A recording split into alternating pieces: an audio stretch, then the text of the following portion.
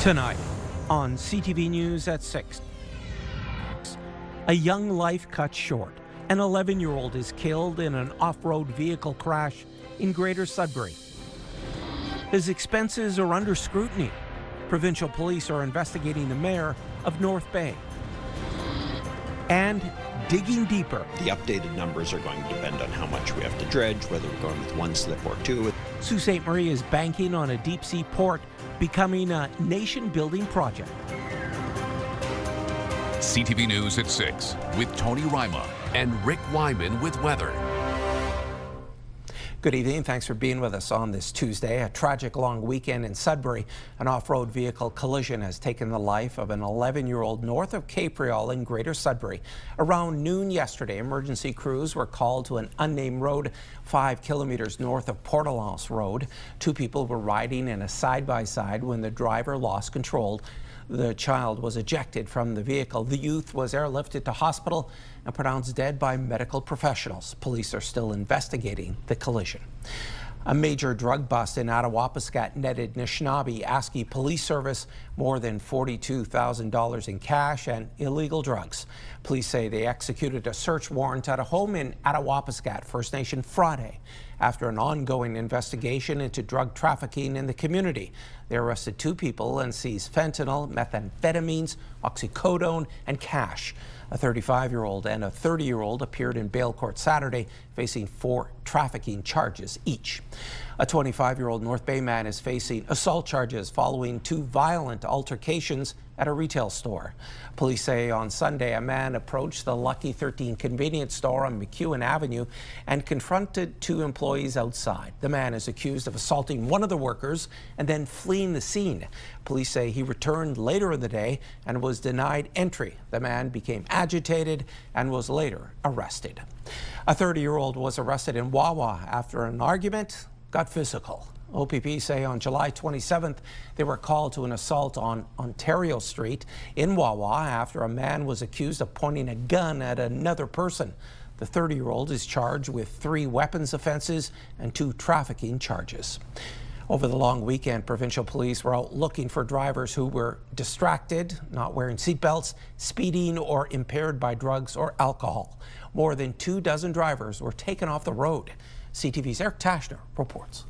There's been a disturbing trend in impaired driving cases. OPP say 26 drivers in the Northeast were charged over the civic long weekend. Pretty much every year, every long weekend, every time there's the traffic volumes increase, we constantly give the same message of don't drink and drive. This after an extremely busy July for OPP in the Almaguin Highlands detachment.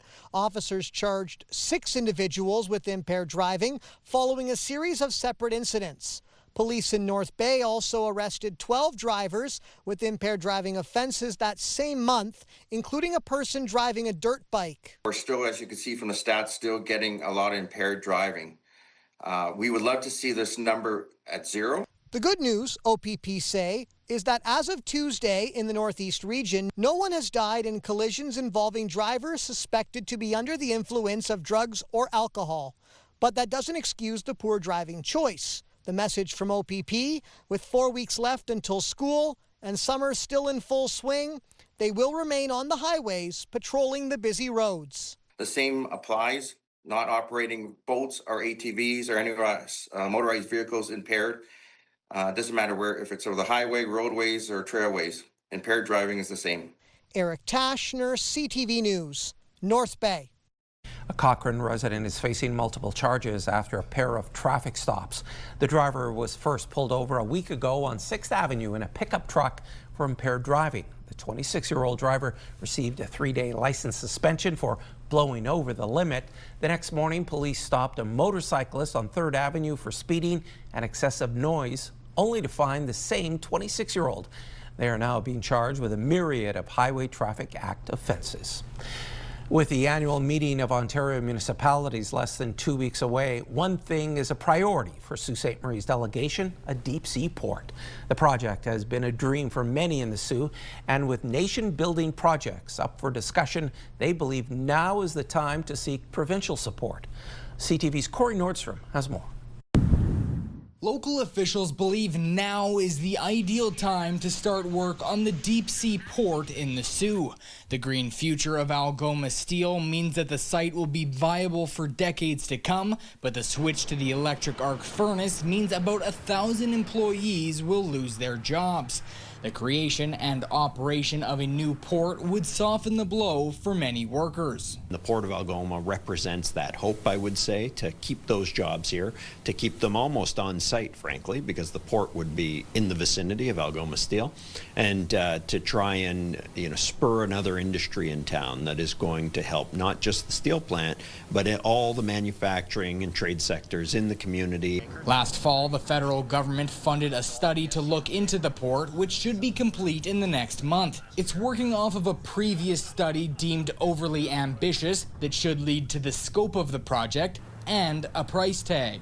The updated numbers are going to depend on how much we have to dredge, whether we're going with one slip or two, and that's all the work that's being done right now to figure out exactly the size and scope of the project. Algoma Steel's port is currently only able to be used by other industries when not required by the steel company. That can lead to delays and slow down the transportation process. When you look at where Sault Ste. Marie is on the map, especially if you're looking at a map of Canada, pretty much right in the middle. And so when we talk about supply chain resiliency and getting that east-west trade corridor, having something like a port that has access year-round becomes extremely attractive. The deep-sea port is the main priority for the Sault when officials head to the AMO conference in Ottawa, and they've already secured meetings with several critical ministries. Scott believes that this would be the exact type of nation-building project the federal government would support with Ontario's backing.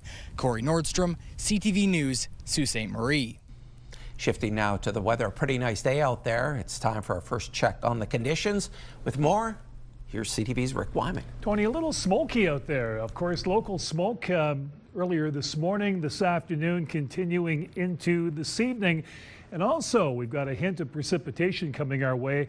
In our system's map, as you can see, that system will be approaching the northeast in a couple of days, probably around Thursday at supper time. Now, we've got a big difference in the forecast from the last couple of days. We've got the chance of showers at 30–40% over the course of the next week. And of course, with that, a difference in temperatures as well. We'll also talk about the humidex reading for tomorrow. It'll be 28, 29, 30 in some sectors and a lot more. Back in a few minutes, Tony. Thanks, Rick. This summer in the Northeast has been on par with seasonal conditions. Environment Canada says temperatures were exactly where they should be, with the exception of the James Bay coast, where it was slightly cooler. When it comes to rain, areas near Lake Superior saw more than the rest of the region. Normal for this time of year is low 20 Celsius with about 80 millimeters of rain. Overall, our summer has been close to what was predicted. There wasn't really a clear signal whether it would be above, below, or near normal for precipitation. So we have been kind of verifying with that forecast where overall temperatures have been slightly above normal when June and July are combined. And for precipitation, there has been that same dividing line between the northern portion and the southern portion, where some areas are below normal, some areas are above.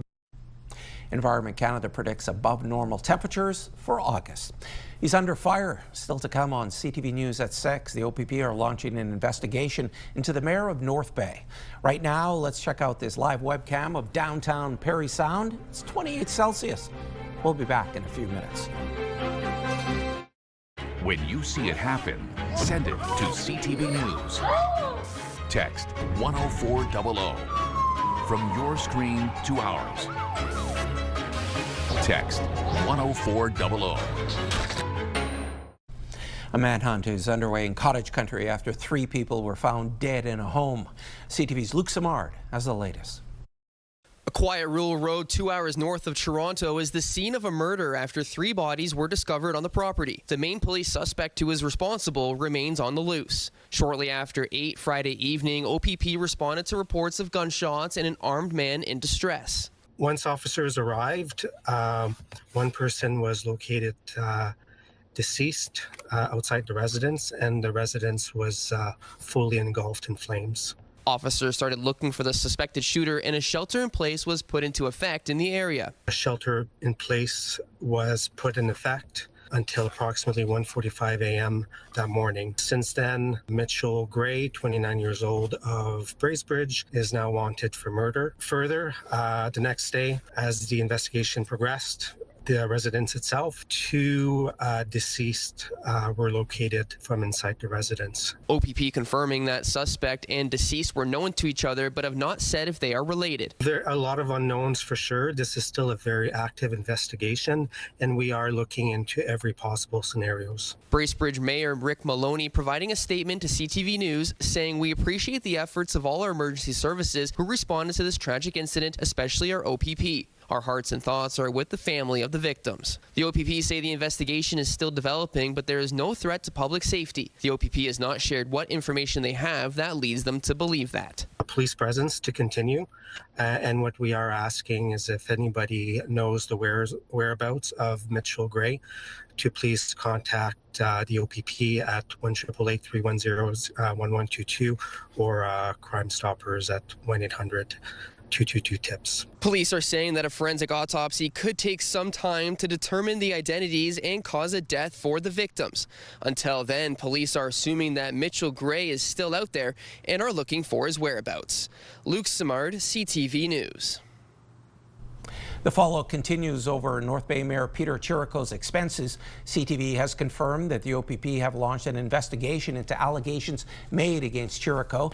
The city's mayor and member of the North Bay Police Services Board has been in the spotlight since it came out he had put $16,000 worth of expenses on a city-issued corporate credit card over 2 years. Chirico has since repaid that amount. When CTV reached out to the municipality, the city of North Bay sent us a statement saying, while the city of North Bay has not been contacted by the Ontario Provincial Police regarding this matter, we will provide any information and assistance that may be requested. We'll continue to follow this story as it develops. A commercial transport driver from Surrey, British Columbia has been charged with stunt driving in Kapuskasing. OPP say a transport was doing 104 kilometers an hour on Government Road, which has a 60 kilometer an hour limit. The tractor portion of the vehicle has been impounded for 14 days, and the 32-year-old driver's license has been suspended for 30 days. They will be in court next September. 3 American fishermen will have to pay fines for illegal fishing in Northern Ontario 2 years ago. The 3 anglers pled guilty to the charges that stem from a joint Michigan and Ontario conservation efforts in August 2023. The men were accused of catching and retaining undersized brook trout from Lake Nipigon. Each man has been issued different fines of $1,000, $1,500, and $2,000. You can learn more about this and all our news stories on our website, ctvnewsnorthernontario.ca. People can now begin to book their appointments for pet spaying and neutering at the Ontario SPCA Sudbury Regional Veterinary Clinic. Starting in September, the clinic will have some new helpers. CTV's Madison Merrier has more. Collage Boreal announced a change to the collaboration between them and the SPCA that will now see students able to assist with the spay and neuters at the charity's veterinary clinic. So this is very meaningful for us as veterinary technicians in the industry because we strive to really provide access to veterinary medicine for people of the community. And this also helps kind of spread that passion to the students as well. So they're really working alongside the professionals and the teaching faculty, and we get to share this excitement with the students, and it's a little contagious. With the collaboration, I'm excited to be able to offer to the students here at College Boreal the opportunity to get some experience in a clinic setting, and then being able to contribute to a charitable organization in terms of their learnings, and then to be able to kind of move that and fulfill that into the community as well. Lumbas says the goal of the spay and neutering clinic is to make these procedures more accessible to pet owners. As for the students, McFadden Houle says they are very excited for this chapter in their education, as the hands-on experience will help prepare them for their future careers. So our hope is to be able to offer veterinary services to people who may not have access, whether it's because of cost or lack of having veterinary clinics here in the city or on the outskirts of the northern communities. So we work with a lot of of rescues on the outside of Sudbury, a lot of Indigenous communities, those that may just not have that access to regular care. The Ontario SPCA Sudbury Regional Veterinary Clinic begins today. However, Collège Boreal students don't start until the semester begins in September. Madison Marier and Kansas. CTV News, Sudbury. All right, back now for a check on the current conditions with Rick. Always playing with the cats, that Madison. Way to go, way to go. I like that story. Forecast radar, Tony. Just before we get into our current temperatures, just a beautiful night, as I promised a couple of minutes ago. Some precipitation moving in by about Thursday. This is what it's going to look like at around supper time on Thursday, so hold me to that. Now, let's check out our current temperatures. Nice night across the northeast. All these temperatures, including the Humidex value, 25 in Moosonee, 24 Cochrane, 27 Timmins, Kapuskasing 28, nice night there as well. Chapleau 28, Wawa 27, Sault Ste. Marie hazy with a 30-degree rating. Meanwhile, here we go in Parry Sound at 32 for tonight. In North Bay 26, Temiskaming Shores 24, and Kirkland Lake 24. Nice night. Sudbury Nickelbelt 29, Espanola 30, Elliott Lake 29, and Gore Bay 31. So right across the board, loads of sunshine, Tony, and some great temperatures for this evening. So enjoy that evening. 7-day forecast and the pick of the day all coming up. Thanks for that, Rick. He was talking trade next on CTV News at 6. Prime Minister Carney announces help for the softwood lumber industry. And the U.S. Coast Guard releases a report on a doomed submersible.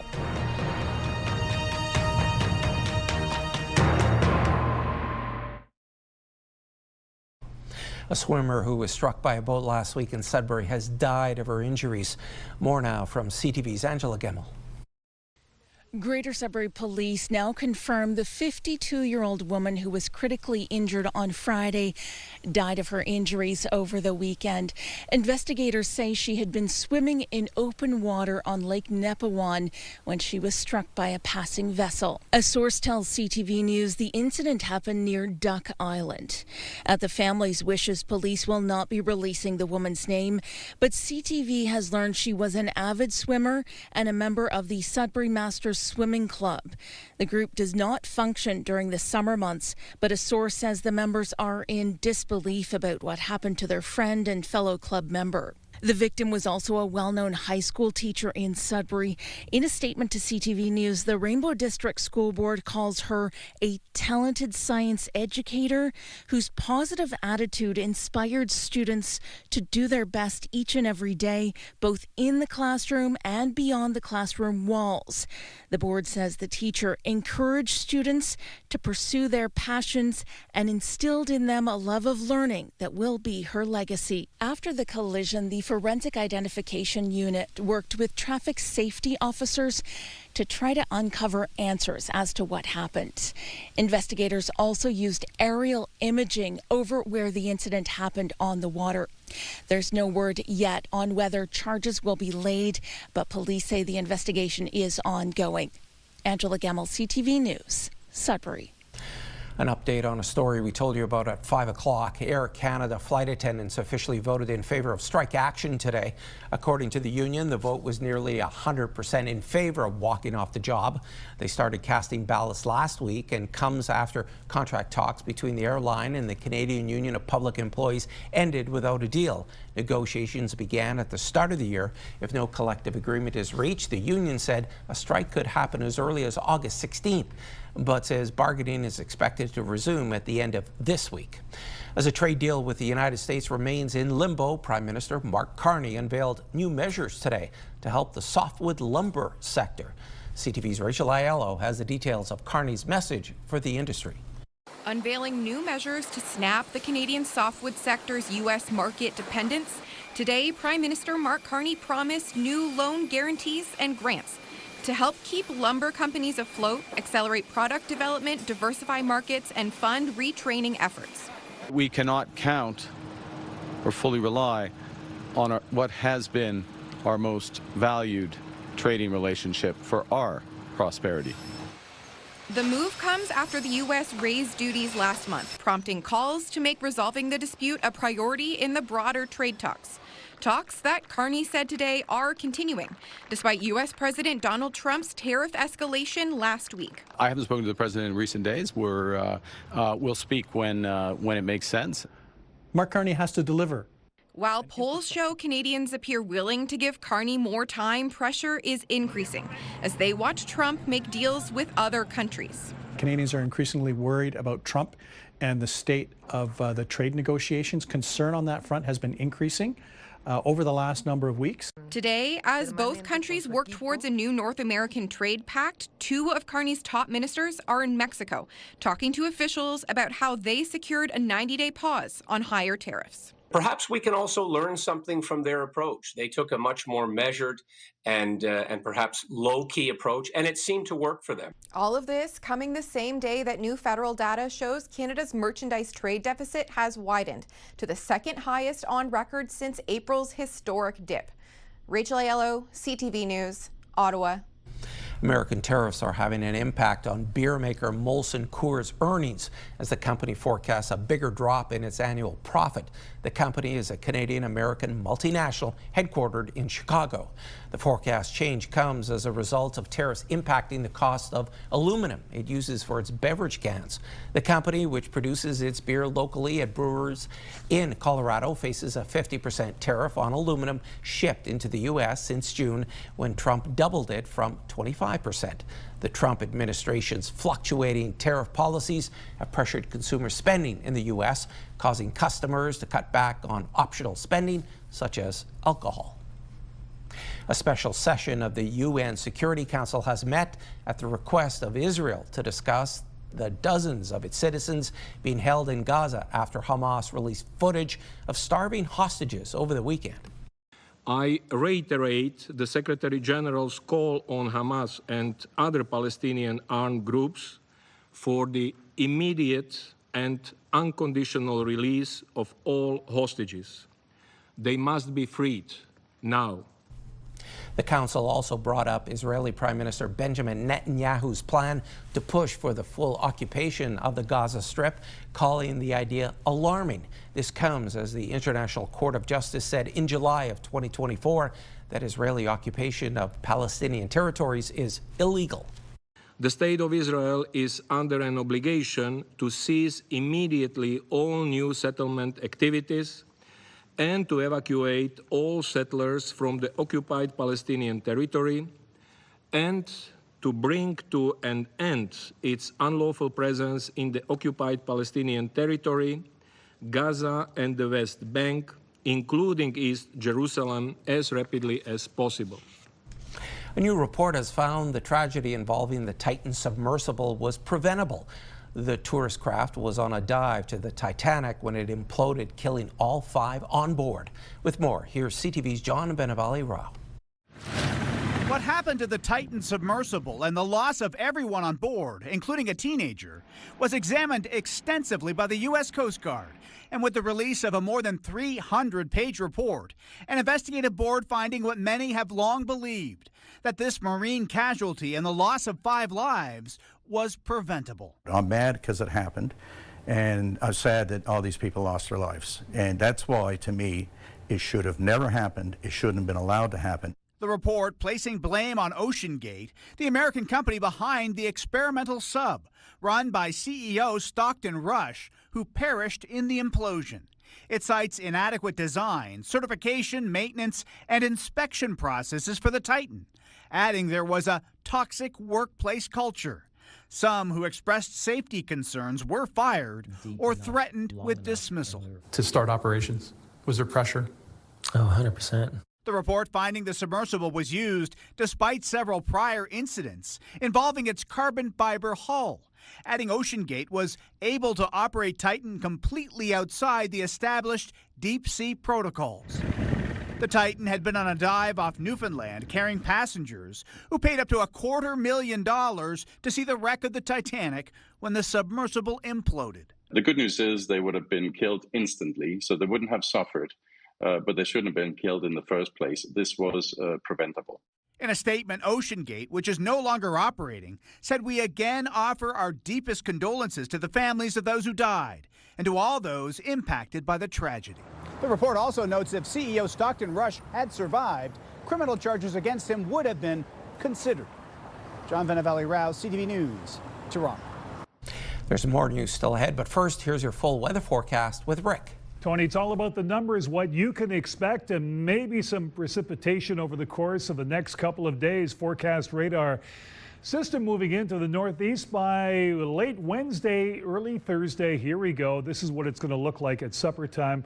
And moving over the course of the day, this is what we can expect. You're chowing down, doing the news, and we've got precipitation in the forecast. So let's take a look and see what we've got going on overnight right now. For the most part, clear skies. It's nice now, but that will change. Chance of showers in the Sault at 16, and those showers at 30% for the most part in Moosonee. Okay, Caphurst okay, Wawa chance of showers, and as well Parry Sound chance of showers 13. With that high humidity and temperatures, you can expect some shower activity. Speaking of which, humidity 32 tomorrow, Sudbury Nickel Belt. Thursday, some sun and cloud. Friday, Saturday, Sunday, Monday, 4 consecutive days. Chance of showers all 4 days, 26, 29, and 26 over that course up until the beginning of next week. Sault Ste. Marie, Algoma, here we go. Humidex at 34.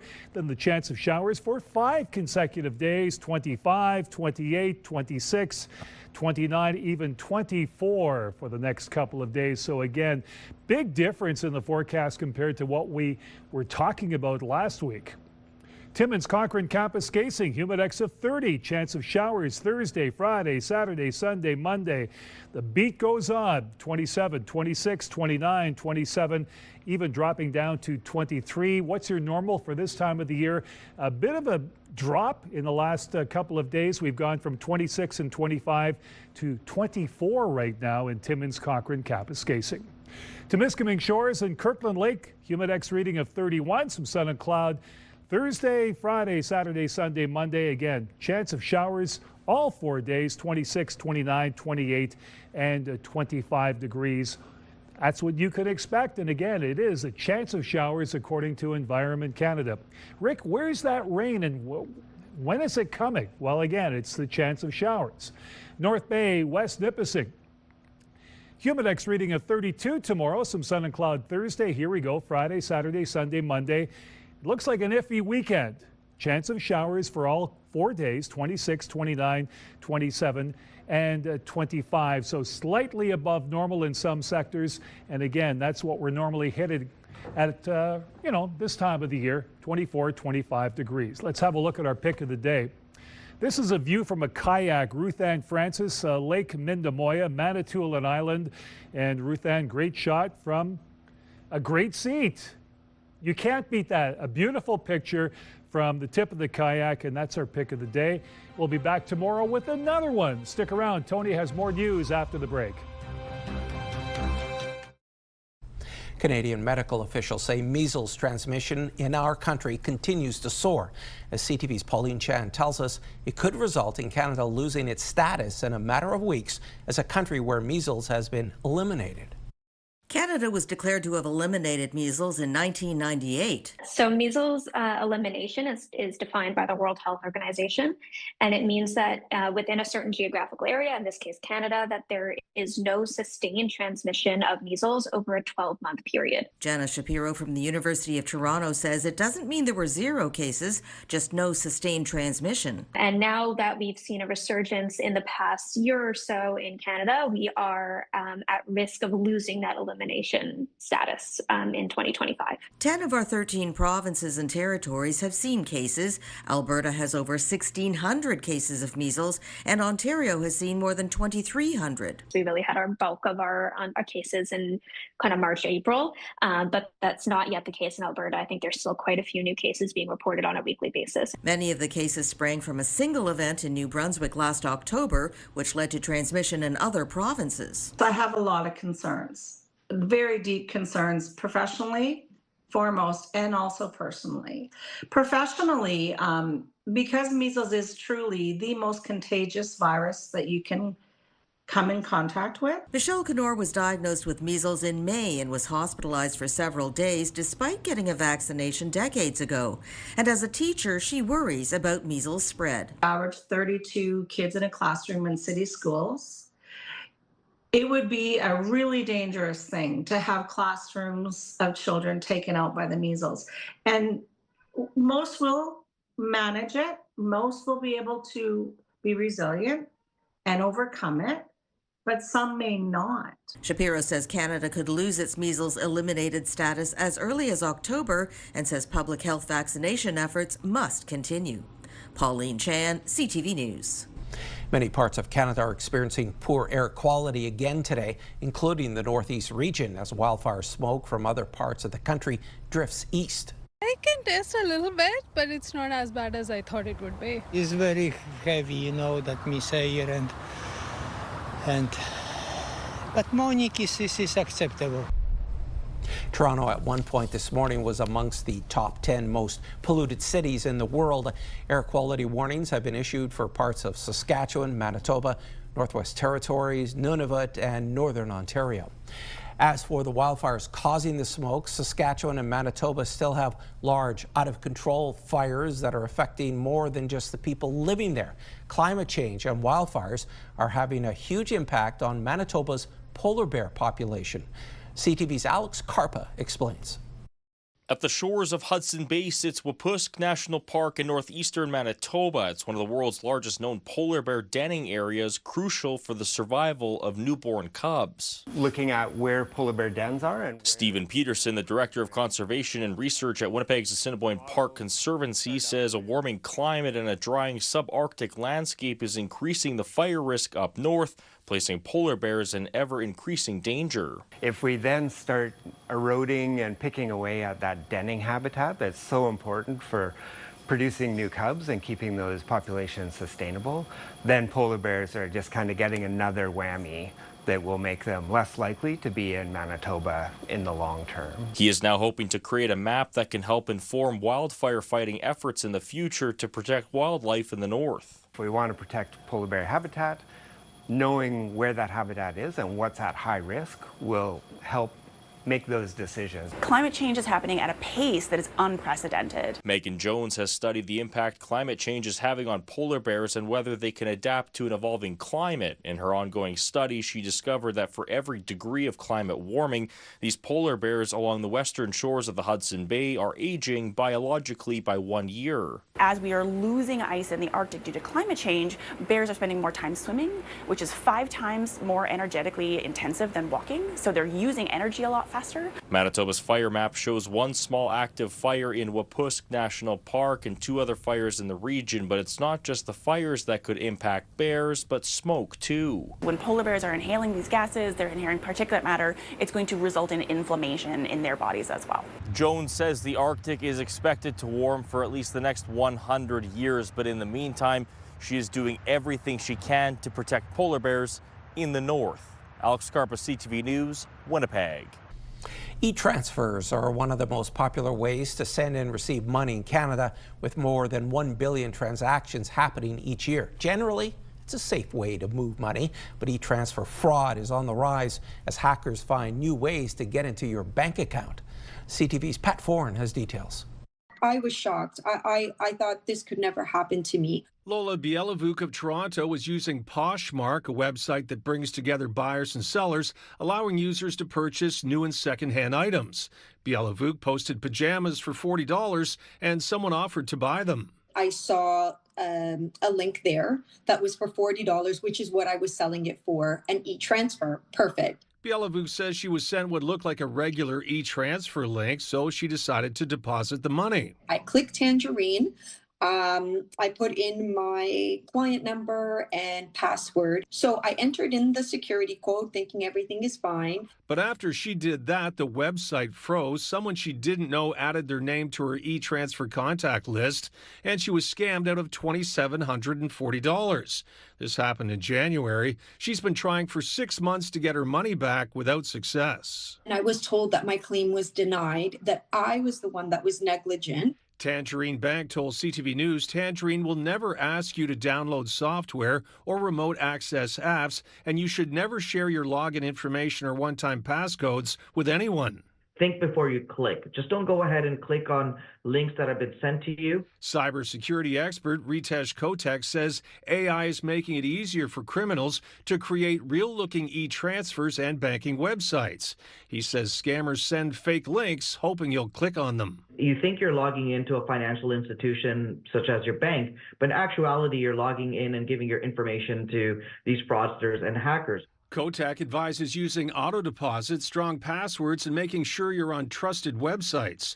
After CTV News reached out to Tangerine Bank, they reviewed Bielavuk's case again and told her, our recovery efforts with the other financial institution were ultimately successful and your funds have been fully recovered. Bielavuk has now been given a full refund, which was great news for her. Thank you, CTV, for helping me get my money back. From the bottom of my heart, I'm so grateful. Thank you for everything. Pat Foran, CTV News. Amazing run still ahead on CTV News at 6. 18-year-old Victoria Mboko has advanced to the semifinals of the National Bank Open.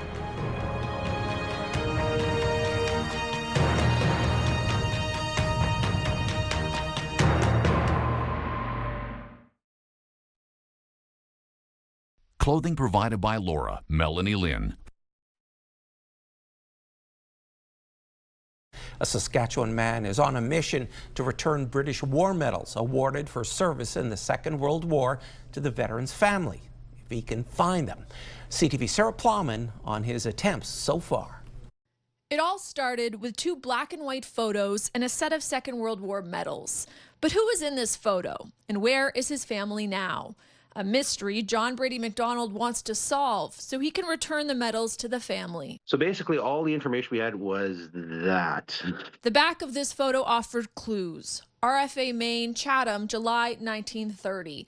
And a name, George Mann. George Mann was with the RFA, the Royal Fleet Auxiliary. The medals also reveal some of this British sailor's story. Stars for serving in the Atlantic and Africa. Anywhere that the Royal Navy was engaged in conflict, the Royal Fleet Auxiliary was helping to replenish them. McDonald has been digging through websites and archives. He found this.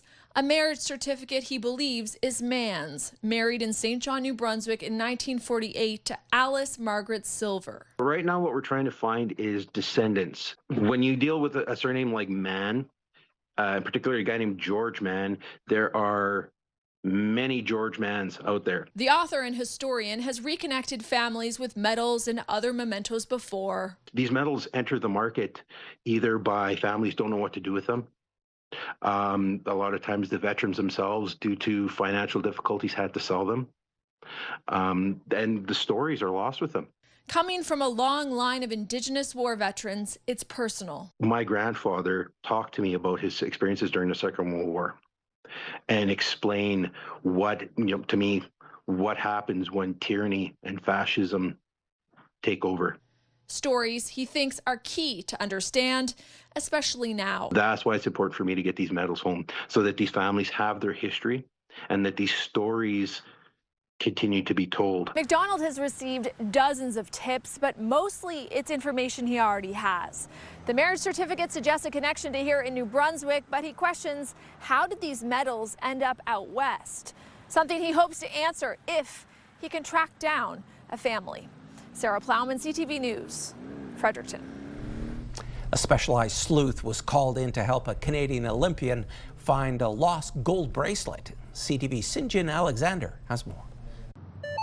Chris Turner is the first to admit you can't find them all. But he has been successful more than 500 times, he says, and that's why his friends call him the ring finder. Doing this and holding up somebody's ring and seeing how it affects her life is the best thing I've ever done. His latest client, Vancouver's Madison Maley, who bought this Cartier bracelet to remember her rowing team's gold medal victory in Tokyo, says it vanished on Thursday while she was out for a bike ride in Stanley Park. And had it inscribed with Olympic champion, Canadian Women's Aid. Her husband, Olympian Maxwell Latimer, helped her search up and down without any luck until dark.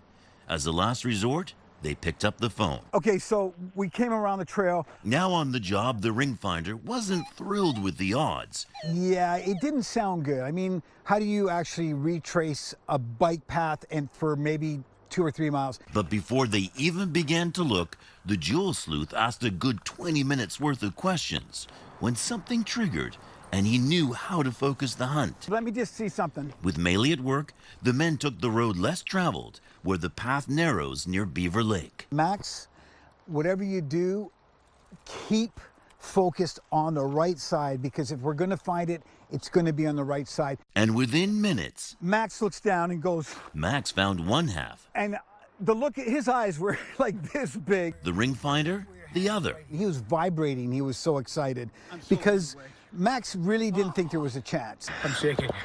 How does that feel? We gave up last night. How does that feel? Time to tell Maley they played it coy.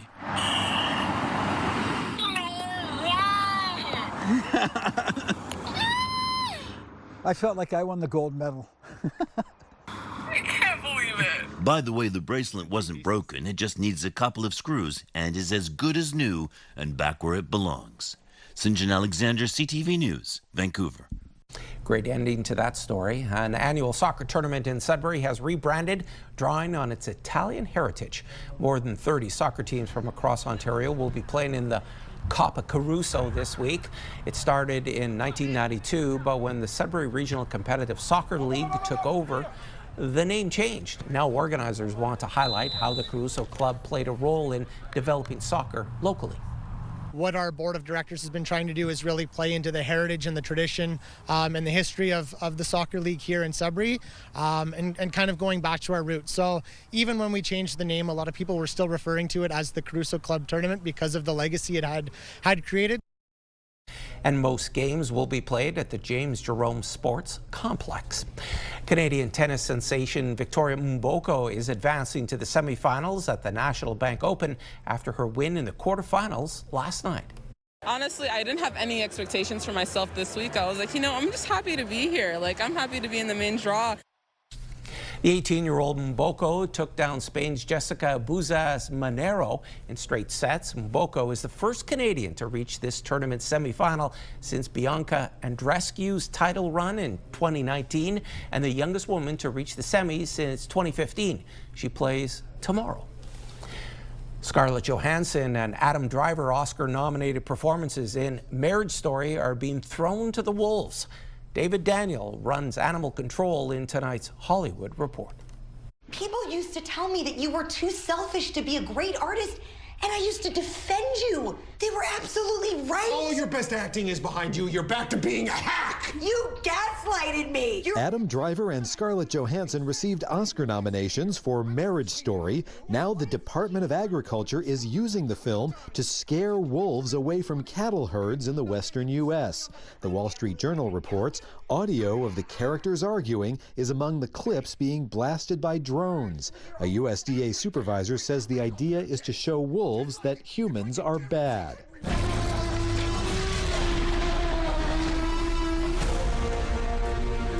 Don't see that every day or ever. From wolves to dinosaurs, Jurassic World Rebirth lands on digital platforms today. Director Gareth Edwards says filming in Thailand was a mixed bag. We looked around the world, and Thailand basically is the most perfect, primeval-looking, beautiful paradise kind of location that also has a film industry here. So you've got amazing crew, but it was a slog. It was really hot all day long. I'm not going to get no sympathy whatsoever for this, but it's hard in the jungles and in the waterfalls. Survival is a long shot. That's kind of our specialty. In Hollywood, I'm David Daniel.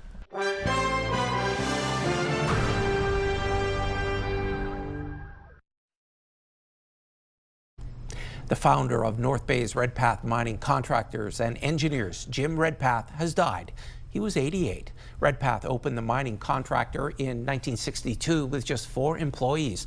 The company quickly earned clients around the north, including Creighton Mine's number 9 shaft in Sudbury, the deepest North American shaft at the time. In 2022, Redpath had 6,400 employees around the world, including 200 in North Bay. While he stepped away from the company more than 30 years ago, Redpath continued to support the community, leading the Capital Center, and was the first chancellor of Nipissing University in 1994.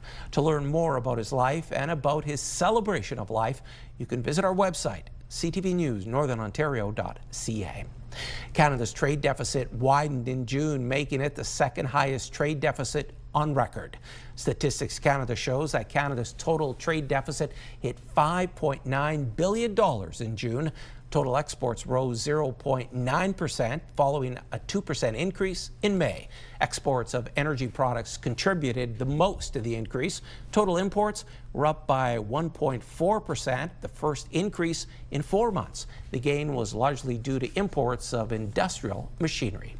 And here are the current prices for some key commodities we watch. Gold up $16.48, closing the day at $33.79.52 US an ounce. Silver up 78 cents to end the day at $37.80. Copper down a little, and nickel up 4 cents, ending the day at $6.68 US a pound.